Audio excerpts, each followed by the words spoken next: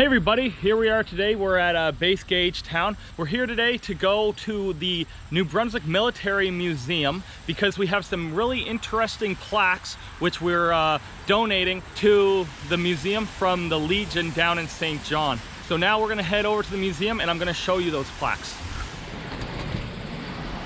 This here is the New Brunswick Military Museum, which I have never been to before, and I think that this museum is not very well known by other New Brunswickers. When you ask someone about have they ever been to the New Brunswick Military Museum, they'll probably say they've never even heard of it. So what I want to show you guys is just a little bit of the grounds out here. They have some equipment and stuff over here as well that we're gonna go take a look at, and then after I'm gonna show you guys the plaques which we have brought here to be donated to the museum. So here we have a First World War memorial plaque in memory of the officers, non-commissioned officers and men of the Royal Canadian Dragoons who made the supreme sacrifice in the Great War. So the Royal Canadian Dragoons were based here in Gagetown. This is one of the tanks that they have on display. Unfortunately, I don't know the name of all of the equipment here off by heart. I only know a few of them. But the one that really caught my eye was this little vehicle over here. This right here is called a Ferret, and if you ever want to get an awesome off-road vehicle, this would be it. So you can just imagine if you had this for personal use. I mean, you'd hate to put the gas in it, but this thing would really rip around. Yeah, these Ferrets are really neat, and they're quite small. So you imagine sitting in there, got enough room for a driver, and that's basically it. Little anti-tank or a tank destroyer.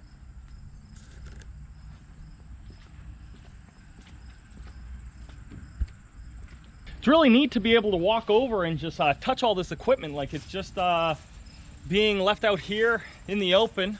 This right here is an Army Iltis, and it's a really great off-road vehicle as well. I have a buddy who has one of these, and I know that there's some people in the province that still drive these around.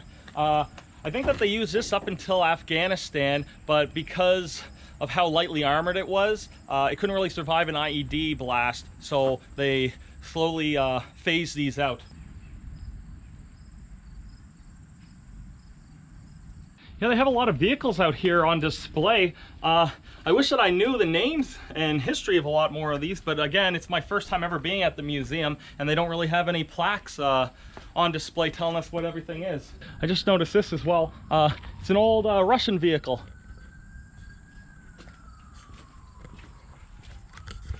And I see here they have it written in German, I believe.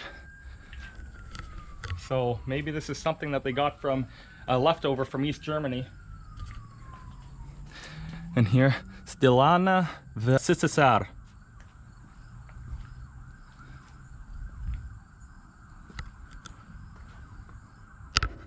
Oh, there's a hornet's nest in there.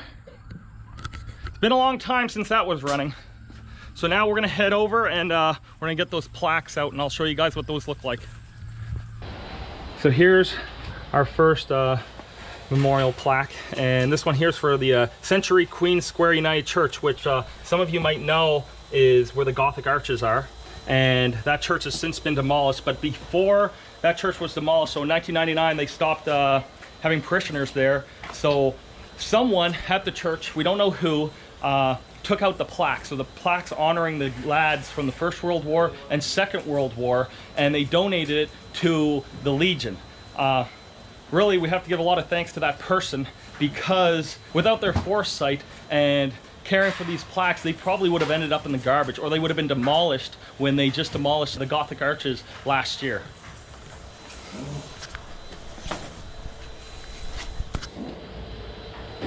Yeah, you got all the names. So this is from the First World War. This plaque here is from the old DVA hospital on the west side, and it was opened by Milton Gregg, who some of you might know as the Victoria Cross winner from the First World War.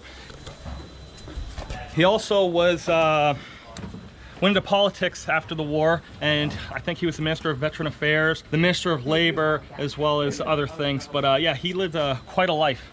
This right here is my favorite of the plaques that's being donated today. And this one here came from the old post office on Prince William Street in Uptown St. John. And this one here, it's unique. I've never seen one like this, because instead of saying individual, like a battalion or a unit, and then having the men's names, it actually has every unit from New Brunswick. So all the way down to a dental corps and veterinarian, to the 26th Battalion, all the batteries. And up here, I think this is really interesting. They have all the flags of all of the Allied forces, excluding Russia. But you have Japan, Belgium, Britain, which counts for all of the Commonwealth, France, Italy, and the United States. And in the middle, we have a New Brunswick crest. So what I've learned is that with these type of plaques, there actually was a plaque similar to this made for every province. So it would be interesting to see where all of the other plaques ended up. But again, when that building stopped being a post office, someone decided to donate that to the Legion. And it's been in the Legion now for, I would say, decades, and finally it's going to be coming home here to the New Brunswick Military Museum. The other thing, this is incredibly heavy, probably 100 pounds or so. Just solid bronze. So now we're inside of the museum, and these are all the plaques on display. So this is the first time I've seen them all stacked up since we picked them up from the Legion in the north end of St. John. And here you have Queen Square Methodist Church. So the Queen Square and Century Church, they combined, and then after they were called the Gothic Arches. So all these came out of the Gothic Arches Church, which used to be in the south end of St. John, but now I believe that they're building apartment buildings there. So these are the names of all the lads from the First World War. Memorial to the guys who fought in the Second World War, and they have crosses for the people who died and the dates, and then this little circle here to a man who drowned rescuing a comrade, and his name's Harold Bullock. And I was able to do a little bit of internet search on him, and apparently he was on the HMCS Barry, and yeah, he died trying to rescue a fellow sailor. And then here for Queen Square Methodist Church, this is also First World War. And then again, all the units from New Brunswick.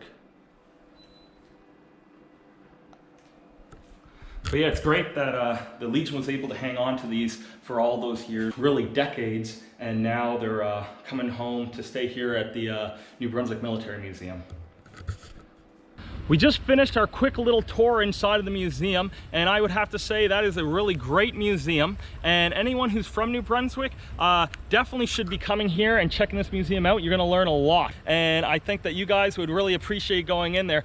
Because of COVID, some things are kind of out of place, but they are bringing everything together, and the displays are going to get better and they're going to improve. So next time you're up around Oromocto way and you're up at Base Gagetown, you should definitely come in here and check out this museum. Also, I learned a few of those vehicles that we were looking at. That small self-propelled gun is a Russian gun. It would have been used by the Spetsnaz, and it was something super light that they could bring with air transport, and they could just drop off very easily. Although the vehicles are all lined up here right now, they're going to be getting moved, and they're going to be getting permanent displays in and around the museum. So thank you very much for watching, and I hope that you guys definitely come here and check this museum out.